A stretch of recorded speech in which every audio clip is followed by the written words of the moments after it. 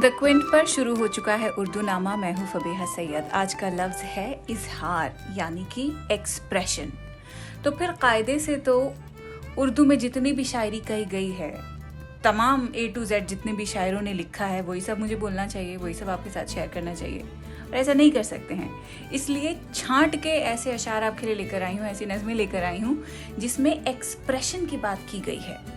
वैसे तो बहुत सारे हैं और सारे इस एक पॉडकास्ट में आपको सुनाने पॉसिबल नहीं है, इसलिए जो टॉप ऑफ द माइंड थे या जो मुझे याद थे या जो मुझे बहुत पसंद है वही आपके साथ आज शेयर करने वाली हूँ। मिसाल के तौर पे एक बहुत खूबसूरत नज़्म है शकील बदायूनी की, ताज महल। कई बार आपको सुना चुकी हूँ अपने पिछले एपिसोड्स में, आज फिर सुनाऊंगी। लेकिन उससे पहले कुछ चुनिंदा अशार ऐसे हैं जो मुझे लगता है कि आपको सुनने लाजमी है। खैर, एक्सप्रेशन की हम बात करेंगे। एक्सप्रेस जब आपको कुछ करना होता है तो दिमाग में कुछ तो चुल होती होगी ना। अब जैसे कि गर्मी का मौसम है, अब जो क्रिएटिव लोग होंगे उनके दिमाग में चुल उठ रही होगी कि या तो कुछ लिखें या कुछ पेंट करें या कुछ बनाएं। आपने गर्मी को टैकल करने के लिए किस तरह का एक्सप्रेशन इख्तियार किया है वो मेरे साथ आप शेयर कर सकते हैं। कैसे? इंस्टाग्राम पे आइए, फबीहा सैयद मेरा नाम है और मैं आपको फट से मिल जाऊंगी। बहुत एक्टिव हूँ वहाँ पे। खैर, पहला जो शेर है इजहार के ऊपर वो है खुमार बाराबंकवी का। अभी नहीं सुनाऊंगी, छोटी सी ब्रेक के बाद। ब्रेक से पहले आपसे वायदा किया था कि खुमार बाराबंकवी के शेर से शुरुआत करेंगे हम इस पॉडकास्ट की। तो बात ऐसी है कि वो एक बात पे आके अटक चुके हैं और वो बात उनके मुंह से निकलती नहीं। बड़ी सिंपल सी बात है, लेकिन दिन रात उनके अजीरन कर रखे हैं उस एक चीज ने। क्या है वो सुन लीजिए, शायर की मुश्किल आसान हो जाएगी। लिखते हैं,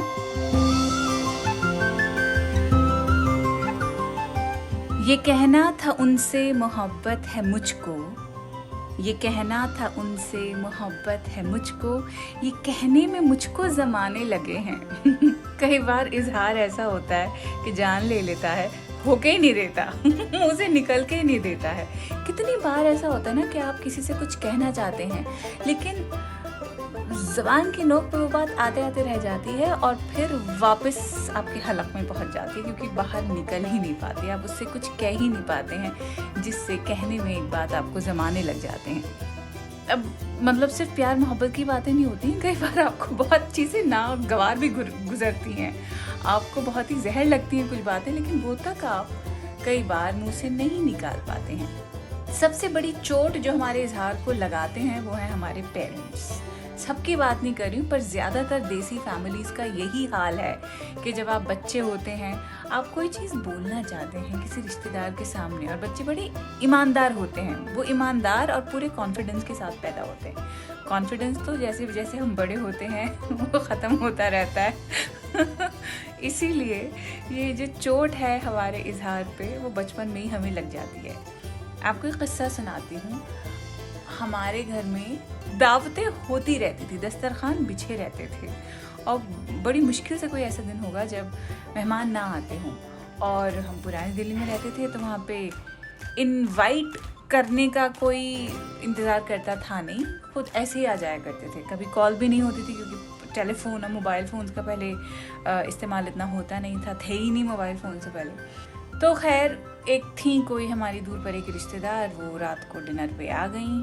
अब हमारी अम्मी ने हमारी रेल लगा दी कि चलो जी अब ये करो, अब वो करो, अब खाना हम ये पकाएंगे, हम वो पकाएंगे। रात के 8 बजे हैं, हम डिनर 8:30 बजे कर लिया करते थे, लेकिन क्योंकि वो मोहतरमा आई हुई थी इसलिए हमको पूरी मशक्क़त के साथ हमारी अम्मा ने 5 कोर्स मील बनवाने पे, मतलब अपने साथ सू शेफ़ बनाया हमको, जबकि हम आराम से अपनी दाल रोटी चटनी खा के सोना चाह रहे थे।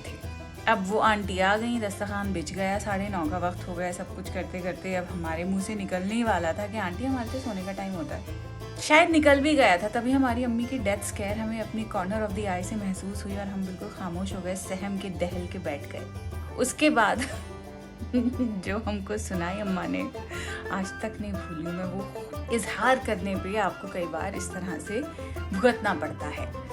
I don't know if it was a good lesson or bad lesson, but I just understood कि हाँ, थोड़ी सी आप में मजबूती आ जाती है ऐसी एक्सपीरियंसेस के साथ साथ। अब अल्लाह जाने वो मजबूती किस तरह से हमारी इस वक्त मदद कर रही है, हमारी पर्सनालिटी में कंट्रीब्यूटिंग फैक्टर है, बट हाँ कुछ तो अच्छा किया ही होगा। लेकिन मुझे पता लगता है कि अगर आपको कोई चीज़ बुरी लग रही है, खटक रही है, वो बोल देनी चाहिए। आई नो कई लोगों का दिल दुखता है, लेकिन कम से कम आप क्लैरिटी रखिए ना अपने कम्युनिकेशन के अंदर, और इस तरह के इजहार, expressions are very essential for healthy relationships. खैर, अगला शेर आपको हम सुनाएंगे अकबर इलाहाबादी का। ये भी बड़ी ईमानदारी से इजहार ख्याल की बात कर रहे हैं कि इश्क के इजहार में हर चंद रुसवाई तो है, कि इश्क की बात अगर आप इजहार ख्याल किसी के सामने करते हैं कि भाई फला आदमी पे हमारा दिल आ गया है, तो आपको बुरी निगाहों से लोग देखेंगे ही। कंजर्वेटिव सोसाइटी है हमारी, कोई आपको इतना एनकरेज तो करेगा नहीं। बड़ा जनरलाइज करके कह रहे हैं। अकबर इलाहाबादी के ज़माने का शेर है, तो जाहिर सी बात है तब ओपनली इस तरह से इजहार मोहब्बत कोई अप्रिशिएट करता नहीं था। अप्रिशिएट तो दूर की बात, कोई समझता भी नहीं था। तो उसी के ऊपर है कि इश्क के इजहार में हर चंद रुसवाई तो है, पर करूं क्या अब तबीयत आप पर आई तो है। अब बेचारे करे भी तो क्या करें कि जब आप पसंद आ ही गए हैं, तो इजहार मोहब्बत से जो रुसवाई मिलती है उसका इन्हें कोई खौफ नहीं है।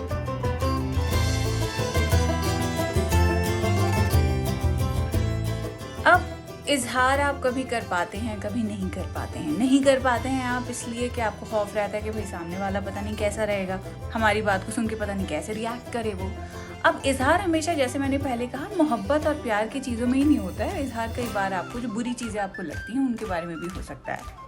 तो जब इतनी ओवर थिंकिंग और इतनी ओवर एनालिसिस के जाल में फंस जाते हैं हम किसी एक बात को बोलने से पहले, तो उसके ऊपर बहादुर शाह जफर का शेर मुझे बहुत सही लगता है कि हाले दिल क्यों कर करें अपना बयां अच्छी तरह, कि हम क्यों अपने दिल का हाल खोल के बयान करके अच्छी तरह सामने रख दें। हाले दिल क्यों कर करें अपना बयां अच्छी तरह, रूबरू उनके नहीं चलती ज़बां अच्छी तरह, कि जब वो सामने आते हैं तो हमारे मुंह पे मानो ताले लग जाते हैं। अब वो ताले खौफ के मारे लगते हों, कि आपको नर्वसनेस का बाउट आता हो, कि आपको मतलब कोई दूसरी वजह क्यों ना हो, तो ये बात बिल्कुल सही बैठती है ऐसी सिचुएशंस पे कि हाले दिल क्यों कर करें अपना बयां अच्छी तरह, रूबरू उनके नहीं चलती ज़बां अच्छी तरह।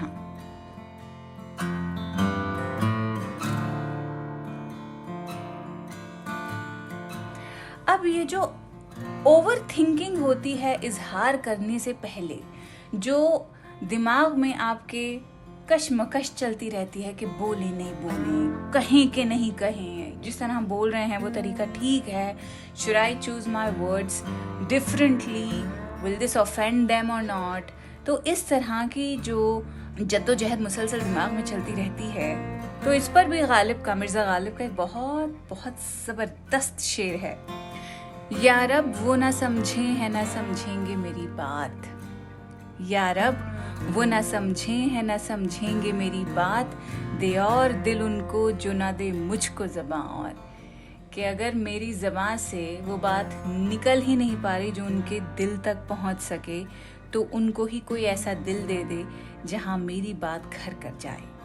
अगर मेरी ज़बान में कोई कमी है, मेरे चॉइस ऑफ वर्ड्स में कोई कमी है, जिस तरह मैं कन्वे कर रहा हूँ अपनी बात उसमें कोई कमी है, तो या खुदा जो उनका दिल और दिमाग है, जो उनकी अंडरस्टैंडिंग है, वो मेरे हिसाब से ढाल ले, ताकि जो कुछ मैं कहूँ वो सीधा उनके दिल में उतर जाए, समझ जाए वो। या रब वो ना समझे है ना समझेंगे मेरी बात, दे और दिल उनको जो ना दे मुझको ज़बां और।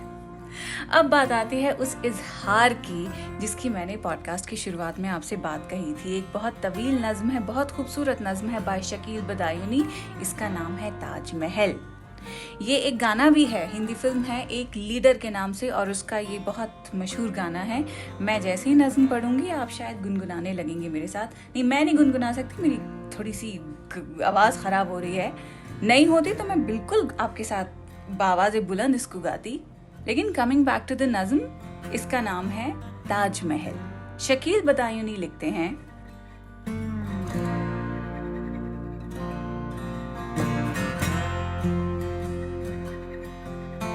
एक शहनशाह ने बनवा के हसी ताजमहल, सारी दुनिया को मोहब्बत की निशानी दी है। इसके साए में सदा प्यार के चर्चे होंगे, खत्म जो हो न सकेगी वो कहानी दी है। एक शहंशाह ने बनवा के हंसी ताज महल, ताज वो शमा है उल्फत के सनम खाने की, जिसके परवानों में मुफलिस भी हैं जरदार भी हैं, संग मरमर में समाये हुए ख्वाबों की कसम, मरहले प्यार के आसां भी हैं दुश्वार भी हैं। दिल को एक जोश इरादों को जवानी दी है, एक शहंशाह ने बनवा के हंसी ताज महल। ताज एक जिंदा तसव्वुर है किसी शायर का, उसका अफसाना हकीकत के सिवा कुछ भी नहीं। इसके आगोश में आकर ये गुमां होता है, जिंदगी जैसे मोहब्बत के सिवा कुछ भी नहीं। ताज ने प्यार की मौजों को रवानी दी है, एक शहंशाह ने बनवा के हंसी ताज महल। ये हंसी रात ये महकी हुई पुरनूर फजा, हो इजाजत तो ये दिल इश्क का इजहार करे। इश्क इंसान को इंसान बना देता है, किसकी हिम्मत है मोहब्बत से जो इनकार करे। आज तकदीर ने ये रात सुहानी दी है, एक शहंशाह ने बनवा के हंसी ताज महल। सारी दुनिया को मोहब्बत की निशानी दी है, एक शहंशाह ने बनवा के हंसी ताज महल।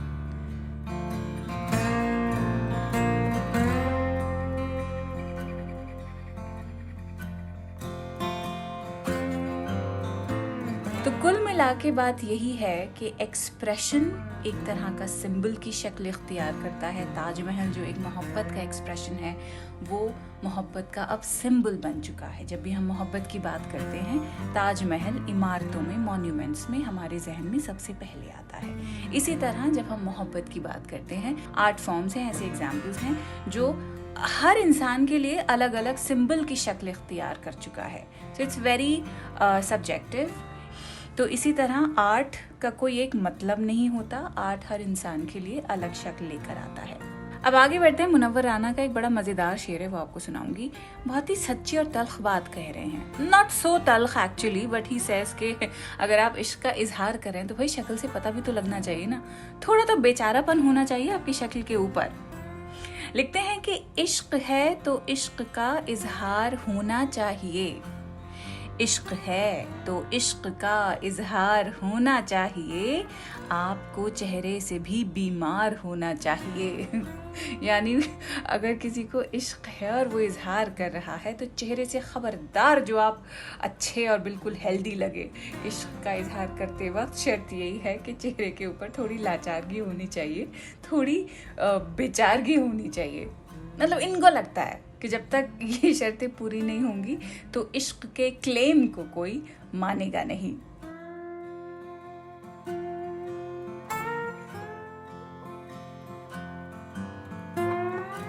अब इजहार का जो प्रॉब्लमैटिक पॉइंट है वो ये है कि मोहब्बत की मैं बात कर रही हूँ कि अगर आप किसी से मोहब्बत करते हैं and if they happen to be your friend, तो एक खतरा सा मंडराता रहता है।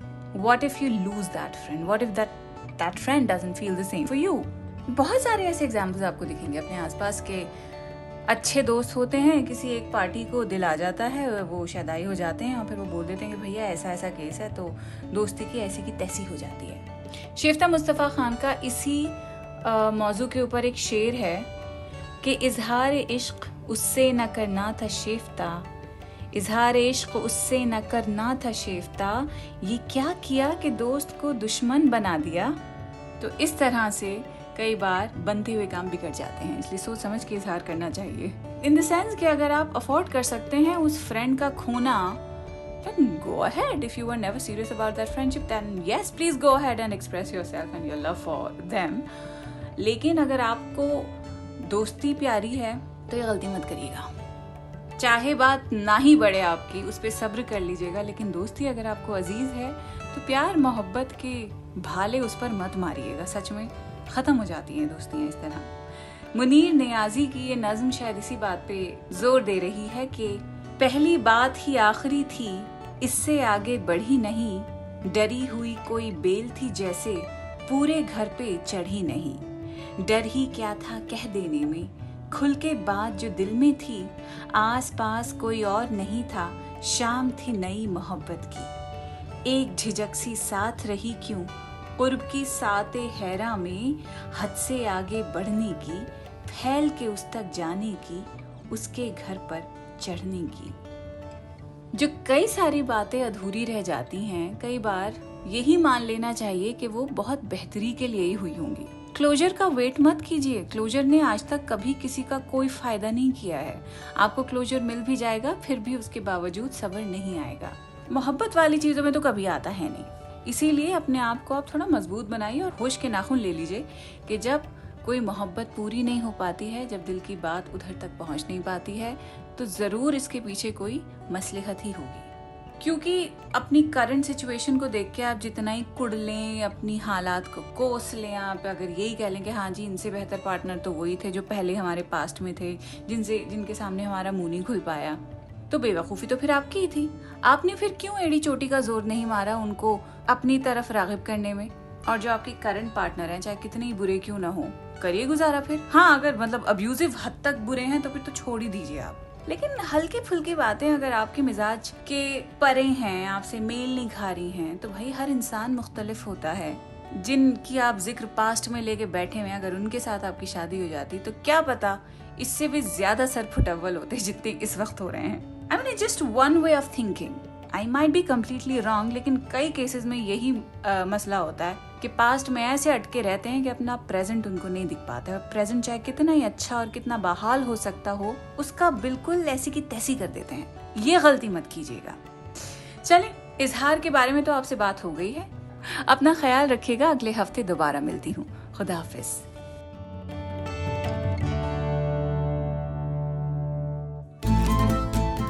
उर्दू नामा द क्विंट का ओरिजिनल पॉडकास्ट है, जिसकी एग्जीक्यूटिव प्रोड्यूसर्स हैं शैली वालिया और ऋतु कपूर, और इस एपिसोड को प्रोड्यूस किया है प्रतीक लिधु और अंजलि पलोड ने।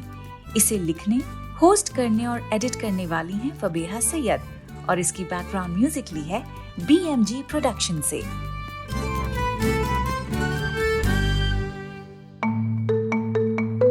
आप सुन रहे थे द क्विंट का पॉडकास्ट।